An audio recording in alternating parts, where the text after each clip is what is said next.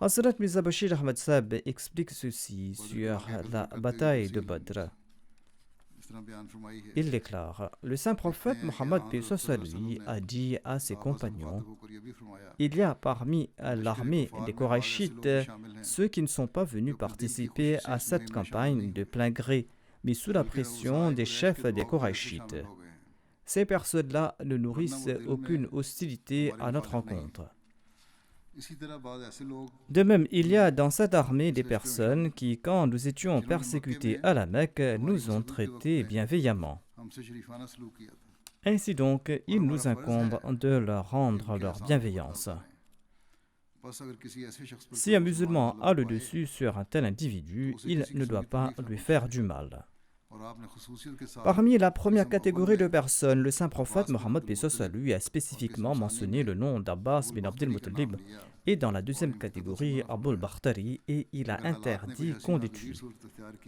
Mais les événements ont pris une telle tournure qu'Abul Bakhtari n'a pas pu éviter la mort. Même si avant son décès, il avait su que le saint prophète Mohammed paix soit sur lui avait interdit aux musulmans de le tuer.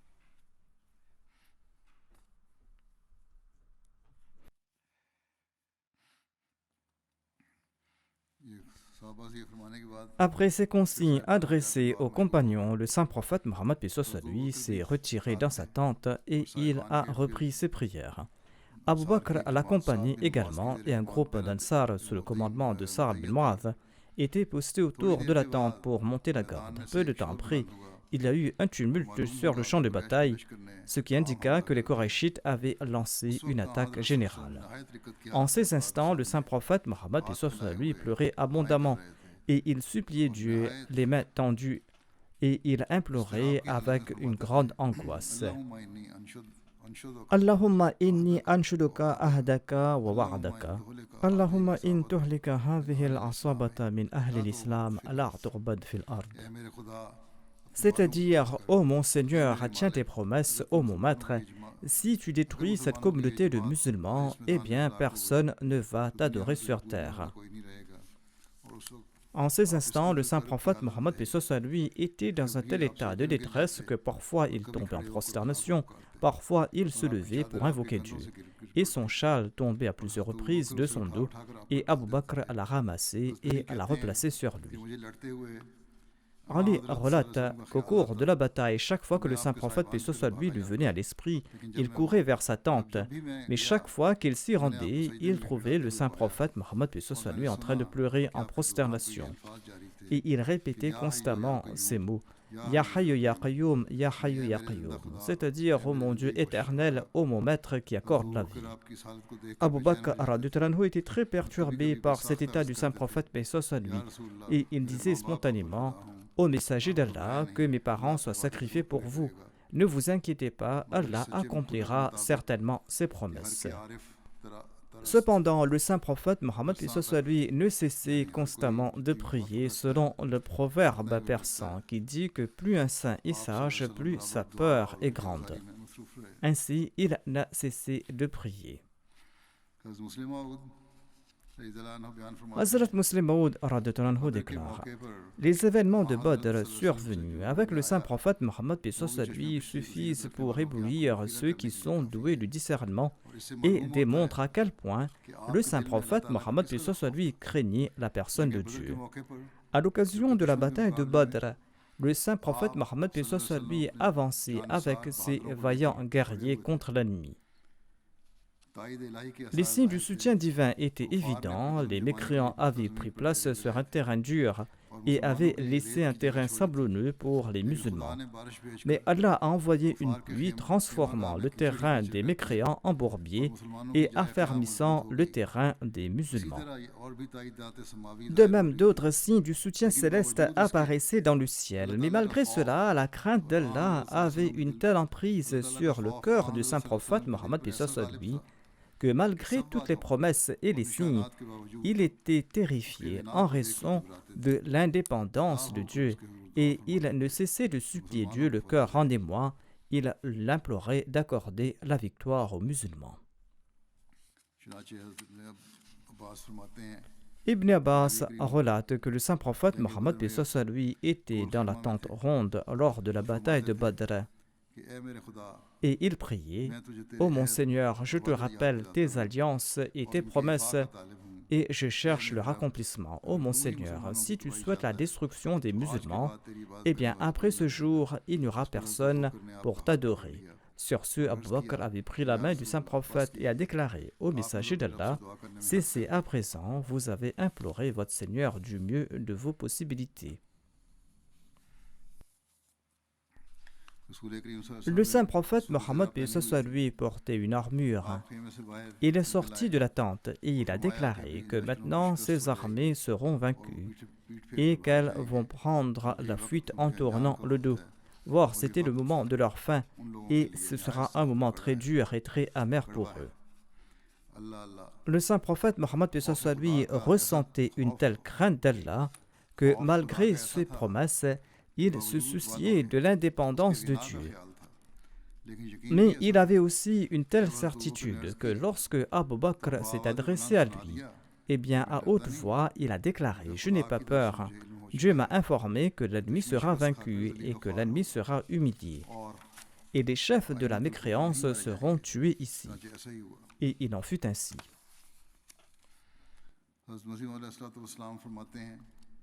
Le Messie premier l'Islam déclare: Le Saint-Coran promet à maintes reprises au Saint-Prophète Mohammed lui la victoire sur les mécréants. Lorsque la bataille de Badr, la première bataille en islam, a débuté, eh bien, le Saint-Prophète Mohammed lui a commencé à pleurer et à supplier Dieu. Et ces paroles sont sorties de sa bouche: Allahumma in ahlakta hadhihi al-asabata falan tu'bad fil ardi abada. C'est-à-dire, ô mon Dieu, si aujourd'hui tu as détruit ce groupe qui ne compte que 313 personnes, eh bien personne ne va t'adorer jusqu'au jour de la résurrection. Lorsqu'Abu Bakr a entendu ces paroles de la bouche du saint prophète Mohammed, il lui a demandé: Ô messager d'Allah, pourquoi êtes-vous aussi agité? Dieu vous a promis une victoire certaine. Le saint prophète Mohammed lui a répondu: C'est vrai, mais je vois aussi l'indépendance de Dieu, c'est-à-dire que Dieu n'est pas obligé d'accomplir une de ses promesses.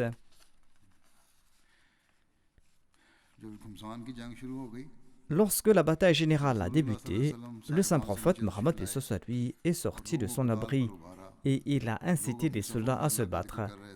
Les soldats évoquaient le nom d'Allah dans leur rang. Le saint prophète Mohammed lui-même s'est battu vaillamment et Abu Bakr as-Siddiq en faisait de même côte à côte. Le courage inégalé d'Abu Bakr est venu au premier plan. Il était prêt à combattre tous les infidèles, même si c'était son fils. Lors de cette bataille, son fils Abdurrahman est venu combattre du côté des infidèles. Et il était considéré comme l'un des plus grands guerriers d'Arabie et le plus grand expert en tir à l'arc parmi les Korachites. Lorsqu'il s'est converti à l'islam, il a dit à son père Abu Bakr: Le jour de Badr, vous étiez pour moi une cible très claire. Mais je me suis écarté de vous et je ne vous ai pas tué. Abu Bakr a répondu: Si tu étais ma cible, je ne t'aurais pas raté. Hazrat Muslim Maud évoque en ces termes ce sujet. Abu Bakr prenait un repas avec le saint prophète Mohammed lui et ils ont commencé à parler sur plusieurs questions. Abdurrahman était le fils aîné d'Abu Bakr et il est devenu musulman plus tard. Il avait pris part à la bataille de Badr ou à la bataille d'Uhud du côté des infidèles. Lors du repas, il a déclaré: Ô mon père, lors de la bataille, vous passiez quelque part quand je me cachais derrière un rocher. J'aurais pu vous attaquer et vous tuer si je l'avais voulu. Mais je me suis dit: pourquoi tuer mon père? Abu Bakr a répondu: Dieu souhaitait t'accorder la foi. C'est pour cette raison que tu as survécu. Sinon, par Dieu, si je t'avais vu, je t'aurais tué.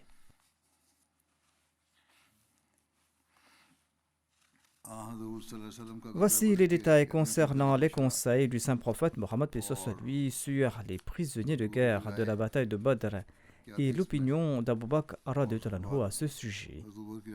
On a suivi plus tard l'opinion d'Abu Bakr à ce sujet.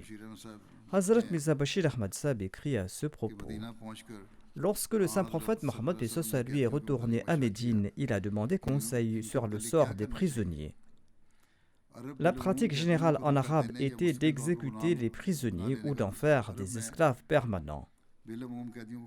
Cependant, le saint prophète Mohammed paix soit sur lui était opposé à ces mesures dures. De plus, aucune injonction divine à cet égard n'avait été révélée jusqu'à présent. Abu Bakr radhiyallahu anhu a déclaré: à mon avis, ces prisonniers doivent être libérés contre rançon, car après tout, ce sont nos frères et nos parents. Et qui sait si demain des fidèles de l'islam naîtront parmi eux. Cependant, Omar radhiyallahu anhu s'est opposé à ce point de vue. Il a déclaré: il ne doit pas y avoir de considération de parenté en matière de religion, et ces personnes méritent d'être exécutées en raison de leurs actions. À mon avis, ils doivent être tous exécutés. En fait, les musulmans devraient exécuter leurs proches parents respectifs de leurs mains. En raison de sa nature bienveillante, le saint prophète Mohammed paix soit sur lui a approuvé la proposition faite par Abu Bakr et il a émis un ordre contre l'exécution de ces prisonniers et il a ordonné de libérer les idolâtres qui paieront leur rançon. Par la suite, une injonction divine a été révélée conformément à cette opinion. Abu Bakr radhiyallahu anhu et d'autres compagnons sont un jour tombés malades à Médine. Aïcha radhiyallahu anha relate à ce propos: quand le saint prophète Mohammed paix soit sur lui est venu à Médine, Abu Bakr et Bilal sont tombés malades et ils ont attrapé une fièvre. Aïcha radhiyallahu anha déclare: je suis parti les voir et j'ai demandé: ô mon père, comment vous sentez-vous? Ô Bilal, comment te sens-tu? Quand Abu Bakr était fiévreux, il récitait ce vers qui disait: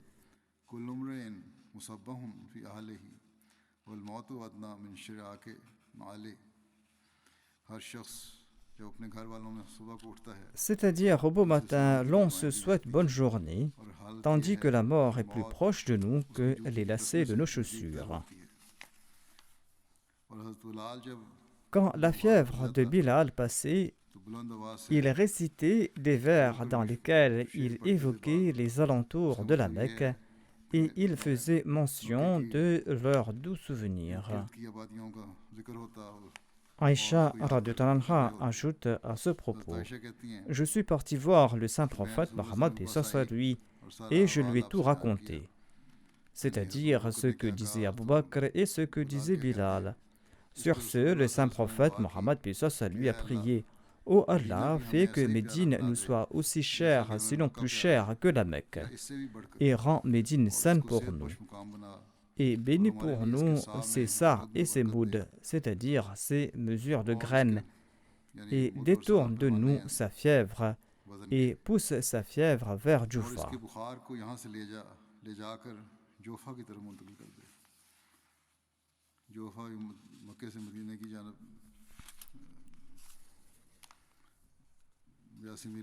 Jufa est une ville située à environ 131 km dans la direction de la Mecque depuis Médine.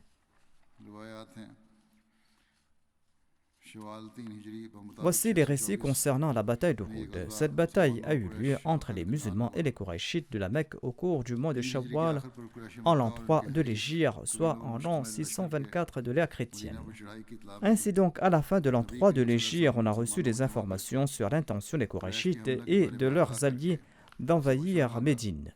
Le saint prophète a rassemblé les musulmans, il les a informés de l'attaque des Qurayshites et leur a demandé conseil à ce propos. Fallait-il rester à Médine pour les combattre ou sortir à l'extérieur en race campagne pour le combat? Hazrat Mirza Bashir Ahmad Sahib relate ceci à ce propos. Le saint prophète paix soit sur lui a rassemblé les musulmans et il leur a demandé conseil concernant cette attaque. Devait-il rester à Médine ou partir combattre l'ennemi en race campagne? Avant de commencer, le saint prophète paix soit sur lui a mentionné l'attaque des Qurayshites et leurs intentions sanguinaires. Il a déclaré: la nuit dernière, dans un rêve, j'ai vu une vache et j'ai vu aussi que la pointe de mon épée s'était brisée et j'ai vu que la vache a été abattue Et j'ai vu aussi que j'avais placé ma main dans une cotte de maille qui était sûre et solide. Selon un récit, le saint prophète, paix soit sur lui, a vu que j'ai vu que j'étais monté sur le dos d'un bélier. Les compagnons lui ont demandé au messager d'Allah, comment avez-vous interprété ce rêve? Le saint prophète Mohammed paix soit sur lui a répondu, j'ai compris que l'égorgement de la vache signifie que certains de mes compagnons tomberont en martyr. Le fait de casser la pointe de mon épée signifie qu'un de mes proches parents pourra tomber en martyr, ou peut-être que moi-même je serai victime d'une blessure lors de cette bataille. Le fait de placer ma main à l'intérieur de la cotte de maille signifie que il sera plus approprié de repousser cette attaque de l'intérieur de Médine. Selon l'interprétation de l'envoyé d'Allah, être monté sur un bélier symbolise la mort du chef de l'armée des Korachites, c'est-à-dire son porte-drapeau. Il va mourir entre les mains des musulmans, si Dieu le souhaite. Ensuite, l'envoyé d'Allah a demandé conseil à ses compagnons sur la démarche à suivre. Après avoir pesé le pour et le contre de la situation et étant peut-être influencé par le rêve de l'envoyé d'Allah, certains éminents compagnons ont déclaré qu'il était plus approprié de mener le combat à l'intérieur de Médine. Le prophète d'Allah, paix soit sur lui, a lui aussi préféré cette proposition. Il a déclaré qu'il semble être plus avantageux pour nous de rester à Médine pour livrer bataille. Mais la majorité des compagnons, en particulier les jeunes qui n'avaient pas participé à la bataille de Badr, souhaitaient servir la religion par leur propre martyr. Et ils ont insisté pour quitter la ville et pour se battre en rase campagne. Ce groupe a présenté son opinion avec une telle insistance que lorsqu'il a été témoin de leur zèle, le saint prophète Mohammed paix soit sur lui a accepté leur proposition et il a décidé que les musulmans combattraient les mécréants en terrain découvert. Ainsi donc, après la prière du vendredi, le saint prophète paix soit sur lui a publiquement exhorté les musulmans à chercher la récompense spirituelle à travers le djihad pour la cause d'Allah. Par la suite, le saint prophète paix soit sur lui s'est retiré dans sa résidence où il a attaché son turban, revêtu son équipement et pris ses armes avec l'aide d'Abu Bakr et de Omar. Ensuite, il est sorti au nom d'Allah. Pendant ce temps, suite au conseil de certains compagnons, les jeunes ont compris leur erreur, notamment qu'ils n'auraient pas dû insister sur leur propre opinion et qu'ils ne devaient pas s'opposer à l'opinion du saint prophète Mohammed paix soit sur lui. Et la plupart d'entre eux étaient maintenant enclins au remords. Quand ces jeunes ont vu le saint prophète Mohammed paix soit sur lui venir avec ses armes en portant double armure et en portant son casque, eh bien leur regret a pris de l'ampleur. Et ils ont unanimement déclaré « Ô messager d'Allah, nous avons commis une erreur en insistant sur notre propre point de vue, au détriment du vôtre. À vous d'employer la stratégie que vous jugez la plus appropriée. Si Dieu le souhaite, elle sera très bénie. » Le saint prophète Mohammed paix soit sur lui a déclaré « Il ne convient pas à un prophète de Dieu de prendre ses armes pour ensuite les déposer avant que Dieu ne prononce son verdict. Sortez au nom d'Allah. Et si vous êtes patient, l'aide d'Allah sera avec vous. » Ainsi donc, au cours de la bataille d'Uhud, le saint prophète Mohammed paix soit sur lui a pris son épée à la main et il a déclaré qui va prendre cette épée et qui lui rendra justice. Abu Bakr était parmi ses nombreux compagnons qui ont tendu la main dans le désir de recevoir cet honneur.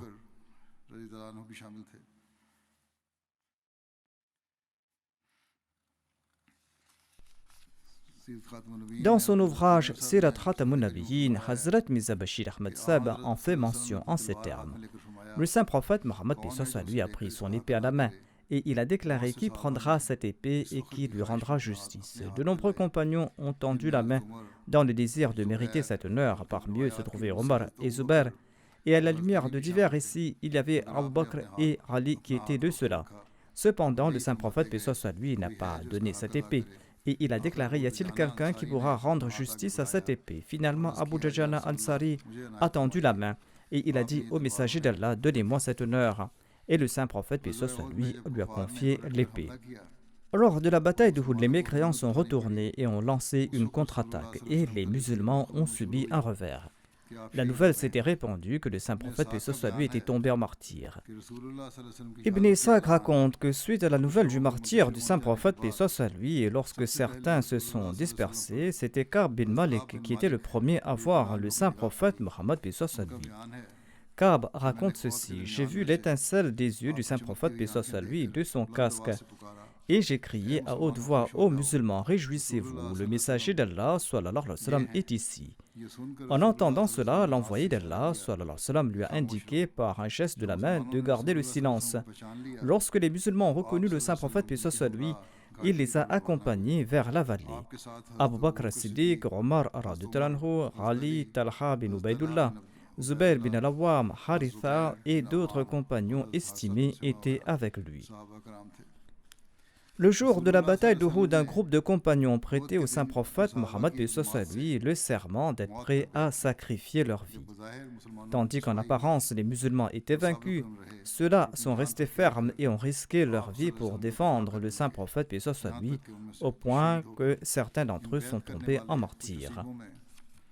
Abu Bakr radhiyallahu anhu, Omar radhiyallahu anhu, Talha, Zubair, Saad, Sahal bin Hunayf et Abu Dujana étaient parmi ces personnes chanceuses qui avaient prêté cette allégeance au saint prophète Mohammed paix soit sur lui.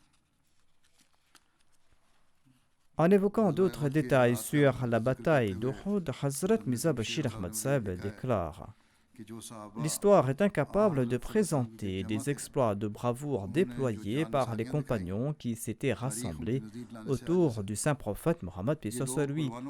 Ils tournaient autour de l'envoyé d'Allah comme des papillons de nuit autour d'une flamme, et ils mettaient leur vie en jeu pour le prophète d'Allah. Ces compagnons prenaient tous les coups sur eux, et tout en protégeant le saint prophète Mohammed paix soit sur lui, ils ne cessaient de frapper l'ennemi. Ali radhiyallahu anhu et Zubair radhiyallahu anhu ont attaqué l'ennemi d'innombrables fois et ils ont constamment repoussé leur rang. Abu Talha Ansari a brisé 3 arcs en lançant des volées de flèches et il s'est tenu ferme comme un roc et a couvert le saint prophète paix soit sur lui avec son bouclier. Le saint prophète paix soit sur lui remettait des flèches à Sa'ad bin Waqqas et celui-ci couvrait l'ennemi de flèches. À un moment, le saint prophète paix soit sur lui a dit à Sa'ad: que ma mère et mon père soient sacrifiés pour toi. Ne cesse d'envoyer tes flèches. Jusqu'à la fin de sa vie, Saad évoquait ces paroles du saint prophète Mohammed paix soit sur lui avec une grande fierté.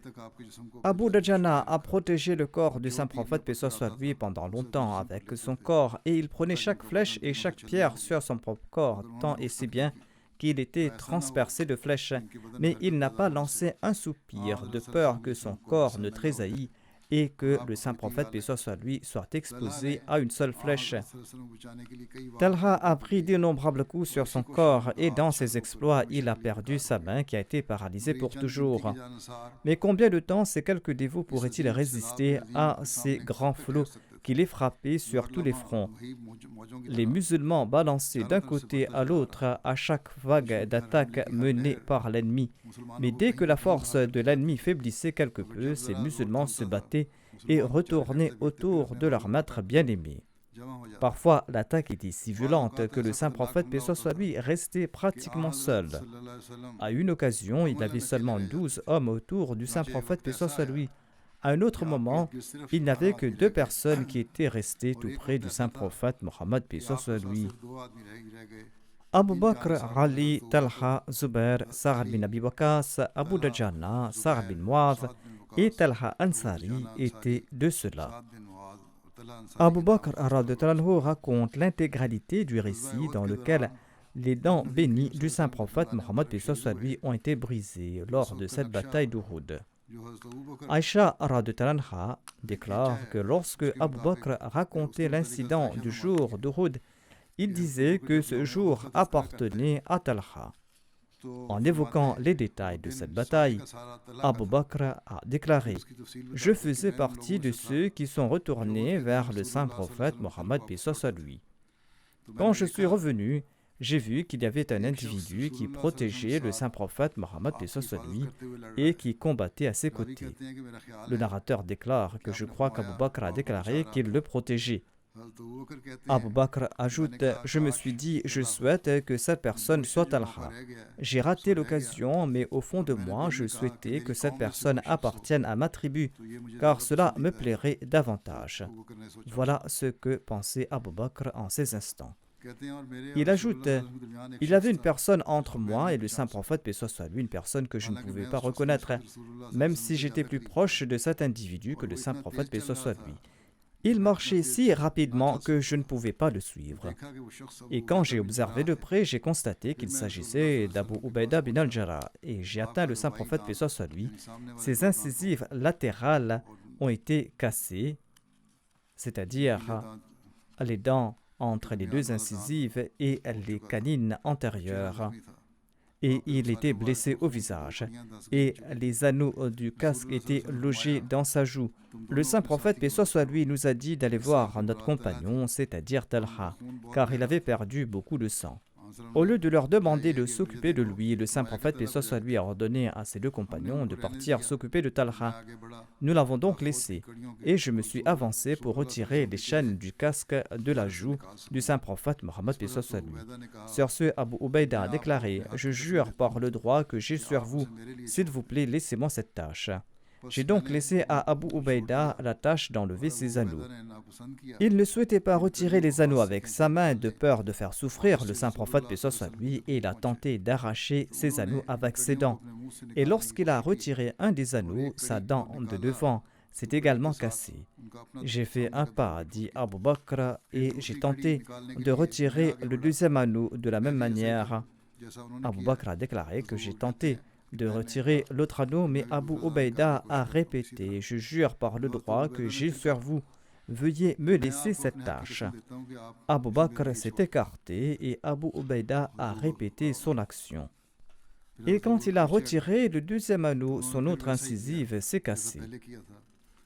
Abu Ubaida était le plus beau de ceux dont les deux dents de devant étaient cassées. Après avoir soigné les blessures du saint prophète Mohammed, paix soit sur lui, nous nous sommes tournés vers Talha. Talha était dans un fossé.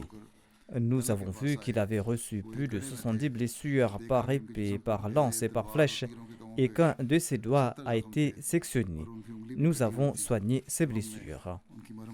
Mis à part Abu Ubaida, selon certains récits, c'était Uqba bin Wahab et Abu Bakr qui ont retiré ses anneaux. Cependant, le premier récit semble être plus authentique. Au cours de la bataille d'Uhud, lorsque le saint prophète Mohammed, paix soit sur lui, a escaladé la montagne avec ses compagnons, eh bien, les mécréants les y ont poursuivis. Selon un récit du Sahih al-Bukhari, il est dit qu'Abu Sufyan a demandé à 3 reprises si Mohammed sallallahu alayhi wa sallam était présent parmi eux. Le saint prophète Mohammed, paix soit sur lui, a empêché ses compagnons de répondre. Abu Sufyan a alors demandé 3 fois si le fils d'Abu Quhafa, c'est-à-dire Abu Bakr, était présent parmi eux. Ensuite, il a demandé à 3 reprises si le fils de Khattab, c'est-à-dire Omar, était présent parmi eux. Il retourna ensuite vers ses camarades et il leur a dit « Ceux-là ont été tués ». En entendant cela, Omar n'a pas pu se maîtriser et il a lancé « Ô ennemi d'Allah, tu mens. Ces personnes que tu as citées sont belles et bien vivantes. Tu devras endurer encore bien de choses déplaisantes. » Hazrat Muslim Maud relate à ce propos. Peu après, le saint prophète Mohammed, paix soit sur lui, a repris connaissance et ceux qui l'entouraient ont envoyé des messagers dire aux musulmans de se rassembler. Les forces dispersées ont commencé à se réunir et les compagnons ont escorté le saint prophète Mohammed, paix soit sur lui, jusqu'au bout de la colline. En voyant ces survivants musulmans, Abu Sufyan, le commandant des ennemis, a déclaré « Nous avons tué Mohammed sallallahu alayhi wa sallam ».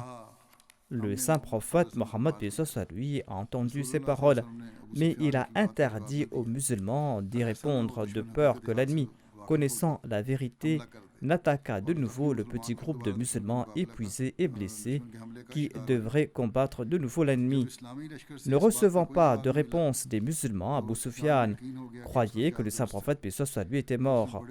Et il a lancé un second cri en disant que nous avons situé Abu Bakr. Le saint prophète, paix soit sur lui, a interdit à Abu Bakr de répondre. Abu Sufyan a lancé un troisième cri. Il a déclaré « Nous avons situé Omar ». Cette fois, Omar n'a pu se contenir et il a voulu s'écrier et répondre « Nous sommes tous vivants par la grâce d'Allah et nous sommes prêts à vous combattre ». Mais le saint prophète, paix soit sur lui a imposé la même interdiction afin de ne pas faire souffrir les musulmans. Et les mécréants étaient sûrs et certains que le saint prophète, paix soit sur lui, et ses bras droits avaient été tués. Abu Sufyan et ses comparses ont lancé le cri « Gloire à Hubal, gloire à Hubal ». Notre idole Hubal a mis fin à l'islam. Le saint prophète Mohammed, paix soit sur lui, avait refusé de rectifier la déclaration concernant sa propre mort. Il avait refusé de rectifier la déclaration concernant la mort d'Abu Bakr et la mort de Omar pour des raisons stratégiques, car seuls restaient quelques survivants de son armée que l'ennemi pourrait facilement tuer. Mais maintenant que l'ennemi avait insulté Allah et qu'on glorifiait le polythéisme, le saint prophète Mohammed, paix soit sur lui, ne pouvait pas supporter une telle insulte et son esprit s'est enflammé. Il a regardé avec colère les compagnons qui l'entouraient et il a demandé « Pourquoi ne répondez-vous pas ?» Les compagnons ont demandé au prophète d'Allah « Que devons-nous dire ?» Il a dit « Répétez Allahu A'la wa Ajal, Allahu A'la wa Ajal. » C'est-à-dire, ô mécréants, vous mentez. Vous avez glorifié Hubal, mais ce n'est que mensonge. Seul Allah, l'unique et sans partenaire, est honoré et glorifié. C'est ainsi qu'il a informé l'ennemi qu'il était toujours en vie. Cette réponse brave a eu un profond impact sur les troupes mécréantes et leur espoir a été anéanti. En dépit du fait qu'ils avaient en face d'eux qu'une poignée de musulmans blessés, et qu'il était tout à fait possible de les tuer selon les lois physiques, ces mécréants n'ont pas osé les attaquer de nouveau et ils sont retournés à la Mecque en se réjouissant de la victoire qu'ils avaient obtenue jusque-là.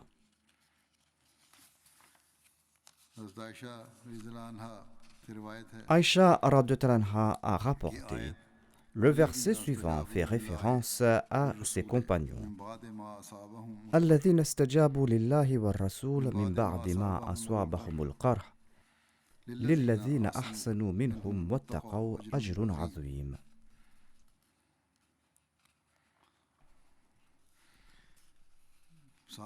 Aïcha radhiyallahu anha déclare que ce verset concerne ses compagnons. Ce verset signifie quant à ceux qui, après avoir été blessés, répondirent à l'appel d'Allah et du messager, il y a une très grande récompense pour ceux d'entre eux qui font le bien et qui agissent avec droiture. Aïcha a dit à Urwa, « Ô mon neveu, tes aïeux, Zubair et Abu Bakr faisaient partie de ceux-là. » Quand le saint prophète Mohammed lui a été blessé lors de la bataille d'Uhud et que les polythéistes sont repartis, il était inquiet qu'ils ne reviennent. Il a déclaré « Qui va les poursuivre ?» C'est ainsi que 70 d'entre eux se sont présentés pour accomplir cette mission. Urwa rapporte que Abu Bakr et Zubair en faisaient partie. Hazrat Mirza Bashir Ahmad Sahib écrit à ce propos. C'est étrange, en dépit du fait que les Qurayshites avaient obtenu la victoire contre les musulmans lors de la bataille d'Uhud et qu'en apparence ils pouvaient, s'ils le souhaitaient, profiter de leur victoire et que la voie pour attaquer Médine leur était ouverte. Mais le dessein de Dieu a prévu autre chose. Les cœurs des Qurayshites étaient satisfaits par cette victoire.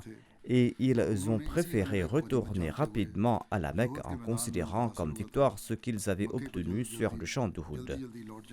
Mais afin de prendre plus de précautions, le saint prophète Mohammed lui a envoyé un groupe de 70 compagnons pour suivre les troupes mécoises. Et parmi ces compagnons se trouvaient Abu Bakr radhiyallahu et Zubair. Il s'agit d'un récit d'Al-Bukhari. Les historiens mentionnent que le saint prophète paix soit sur lui avait envoyé Ali à leur poursuite. Selon d'autres récits, il aurait envoyé Saad bin Abi Waqqas à leur poursuite en leur disant « Essayez de savoir si les troupes mécoises souhaitent attaquer Médine. » Il a déclaré que si les Korachites voyagent sur des chameaux et que leurs chevaux sont libres, cela signifie qu'ils rentrent à la Mecque et qu'ils ne souhaitent pas attaquer Médine. Mais s'ils voyagent sur leurs chevaux, cela signifie que leurs intentions ne sont pas bonnes. Et il a mis l'accent sur le fait que si les Mécois prennent la direction de Médine, il doit en être informé immédiatement. Et il a déclaré passionnément, si les Korachites attaquent Médine maintenant, par Dieu, nous allons les combattre et nous allons leur faire regretter leur attaque.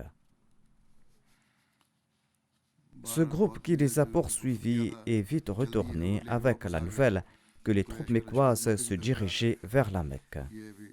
Inch'Allah, je présenterai d'autres récits à ce propos.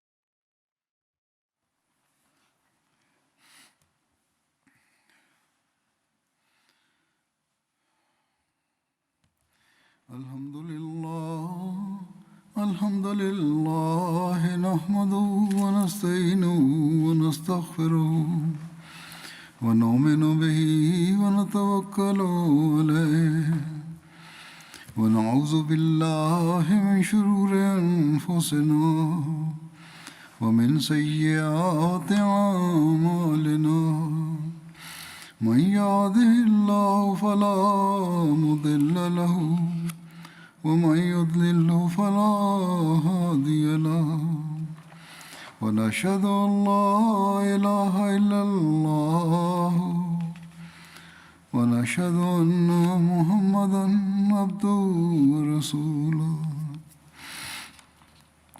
عباد الله رحمكم الله إن الله يأمر بالعدل والإحسان وإيتاء ذي القربى وينهى عن الفحشاء والمنكر والبغي يعظكم لعلكم تذكرون اذكروا الله يذكركم وادعوه يستجب لكم ولذكر الله أكبر